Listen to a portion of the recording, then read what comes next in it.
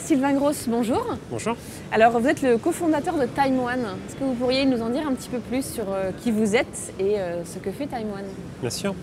Donc effectivement, je suis le cofondateur de TimeOne, qui est un groupe qui s'est créé en 2016. Donc on a un groupe de marketing services et on est présent sur une quinzaine de pays. Et on compte à peu près 140 collaborateurs pour 50 millions d'euros de chiffre.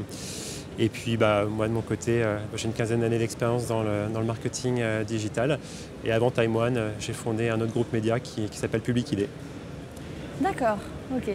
Qu'est-ce que fait TimeOne? Quelle est votre expertise métier? Donc, alors, TimeOne, c'est un groupe de marketing services qui compte finalement trois piliers: le contenu, la data et la technologie. Et on croit beaucoup finalement à l'imbrication de ces trois socles pour construire un nouvel écosystème de marketing services. Et finalement, on va faire de l'activation média pour nos clients sur 6 types de sujets: le mobile, la programmatique, la performance, le native ad, voilà, sur des sujets en fait vraiment très, très médias. C'est quoi vos points forts par rapport à vos concurrents, à vos partenaires sur le secteur? Alors, on croit beaucoup au contenu. C'est pour ça que dans le groupe, on compte par exemple une société qui va éditer des properties médias. Et on va travailler beaucoup sur des systèmes d'opération spéciales et aussi sur du native advertising qui va finalement mettre en scène et scénariser le contenu. Donc je pense que c'est un des points qui nous différencie vis-à-vis de l'écosystème. D'accord. Vos principaux clients sont des e-commerçants? Alors, on ne travaille pas sur un seul secteur d'activité, donc effectivement on a des e-commerçants où on va travailler avec des clients comme Interflora, Camaïeu, Brandalais, mais on va travailler aussi dans beaucoup de clients qui sont dans le domaine des services, donc par exemple avec des gens dans le domaine de l'énergie, avec des clients comme ENI ou EDF, et aussi des clients par exemple dans le domaine de la banque assurance finance avec des gens comme Fortuneo, BNP ou Crédit Lyonnais. Voilà, tout type de secteur, mais avec des problématiques médias et aussi une bonne composante de problématiques autour d'avoir un ROI derrière l'euro investi. À l'occasion de ce salon, ou en tout cas dans la période actuelle, vous avez pas mal de développement produits et je crois 2 nouveaux produits d'après ce que vous m'avez dit. Est-ce que vous pourriez nous les décrire et nous les présenter? Bien sûr.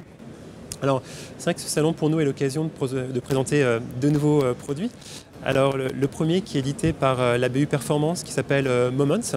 Donc, c'est une solution de prise de décision pour les e-marketeurs et qui vise à les aider à mieux comprendre le rôle et la place de leur levier dans le mix média. Donc, c'est vraiment une solution d'analytics et de compréhension.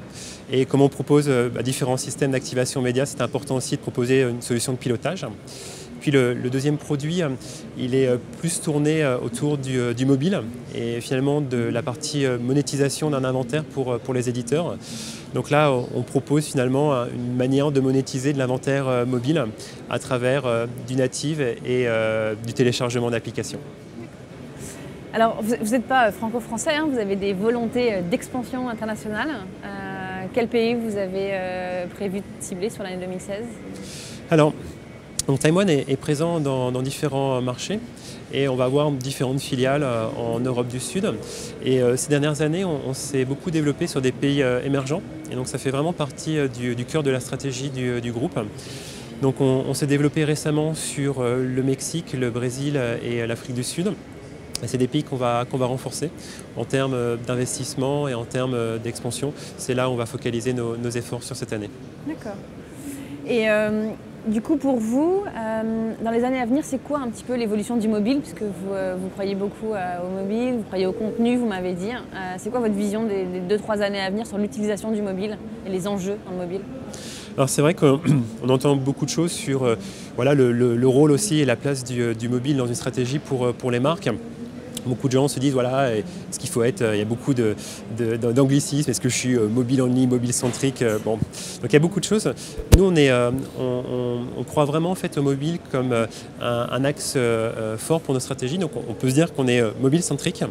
Et finalement, par rapport à l'impact sur les plans médias, on conseille finalement nos annonceurs sur considérer le mobile comme un des écrans et finalement l'insérer dans une stratégie globale sur laquelle on va prendre en compte qu'une famille et un internaute va avoir une vie sur différents écrans et qu'il est important d'agencer tout ça et de scénariser tout ça dans une campagne. Du coup, vous êtes au cœur de la cross-canalité et justement du client et du parcours client totalement multicanaux, cross-canal même, on va dire, parce qu'il est cross-canal. Ça revoit complètement les plans médias, enfin, ça change la vision média. Alors, la priorité, on va dire qu'elle est autour de l'expérience utilisateur.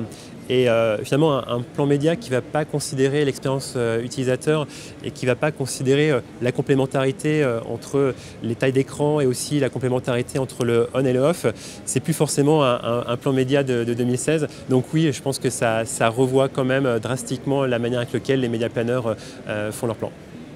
Écoutez, Sylvain Gross, merci beaucoup. Merci et très bon salon. Je vous remercie.